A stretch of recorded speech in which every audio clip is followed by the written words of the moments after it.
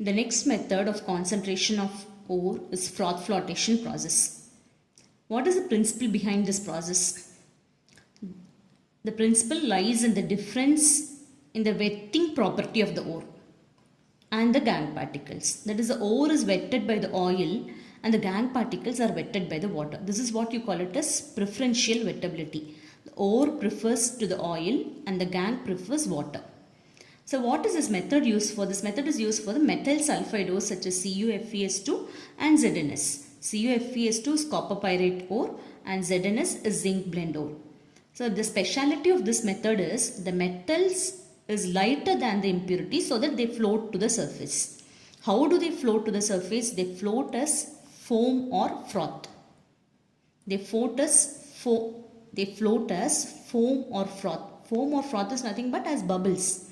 So what do we do? Here the ore is made into a powdered form and it is mixed with the frothing agent. Now you take it in this container. So in this container, in this large vessel or container.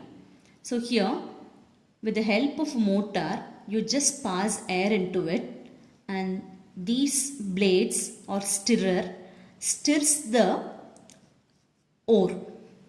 So the metal which is present in this ore moves to the top of the surface.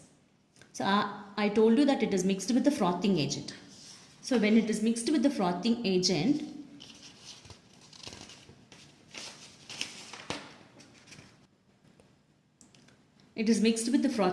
here the frothing agent is pine oil or eucalyptus oil or camphor oil. So in our book it is mentioned as pine oil. What is the use of this frothing agent? It helps to form the foam or froth. So the froth or foam is formed using the frothing agent pine oil. Now the next one is froth stabilizers. The froth has to stand on the surface, isn't it? So the froth has to stand on the surface. When the froth stands on the surface, then only it can be removed easily.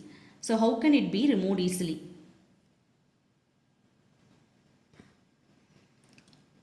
When the froth or foam moves to the surface, it has to be skimmed off and taken in another container. Now the ore which contains the metal can be dried. Now here I use a frothing agent and a frothing stabilizer. The frothing stabilizer is aniline or cresol. Aniline is an organic compound of molecular formula C6H5N2 and cresol is a dihydric alcohol. All these you learn under organic chemistry. So these froth stabilizers helps to increase the life period of the froth. So then only the froth, the metal gets attached. That is, the metal gets adsorbed. So for the adsorption of the metal, we use collectors. Collectors are nothing but they help in the collection of the froth or they help in the adsorption of the ore particles to the surface of the froth. That is, the metal particle sticks to the surface of the froth through the addition of the collector. So the collectors are sodium ethyl xanthate and or sodium lauryl sulfate. So what do you mean by this word adsorption? Adsorption is nothing but sticking to the surface. So the collectors help the metal stick to the surface of the froth. Now here let me go for the structure of sodium ethyl xanthate. Now look at the structure of sodium ethyl xanthate. It is C2H5O, C double bond S, single bond S minus Na plus. So here when you take up, this ethyl part is hydrophobic in nature and this whole part is hydrophilic in nature.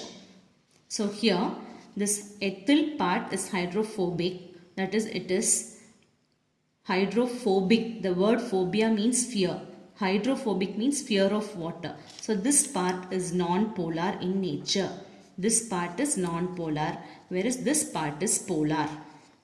So this part is polar. So when you go for drawing the structure, so you can mention it like this. Now when you consider the ore, now let me take this as ore. So which is a non-polar part and which is a polar part? So this is the polar part. The polar part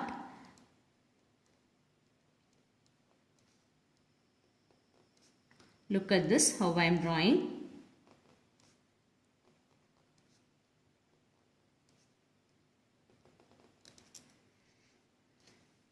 So this is hydrophilic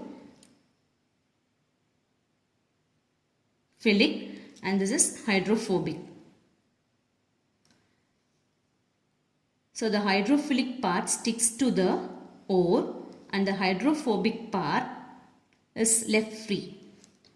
So here as a whole the ore can be considered as non-polar, and that is why the ore metal present in the ore sticks on to the oil and the gangue particle sticks on to the water. So the gangue particle that is present in this will stay back at the bottom, and whereas the metal floats to the surface. So hydrophobic is non-polar part.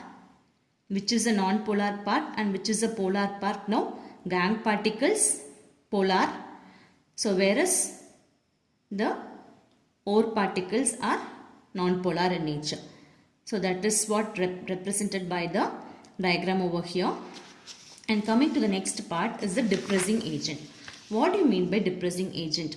So the depressing agent decreases the flotation of other particles. That is, just for example, when you have two substances ZnS and PbS. Now here in this froth flotation process, PbS is present in more amount, that is just for example for about 95%, and ZnS is present to about 5%. So I can consider ZnS as an impurity. How do I go for removing this ZnS? It is removed by using a depressing agent. The depressing agent can be aqueous NaCN. So what happens? This ZnS and PbS, when it is treated with a depressing agent, the ZnS will combine with aqueous NaCN, that is the depressing agent, and forms a soluble complex such as Na2ZnCN4. This is a soluble complex is formed. So this will not float to the surface. This will not float to the surface. It stays at the bottom. So ZnS is removed as a gangue particle, will go to the bottom, whereas PbS, which is present in more amount, will move to the surface.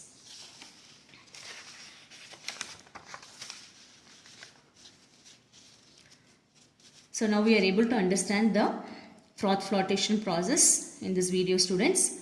If you have got any doubts, you just message to me.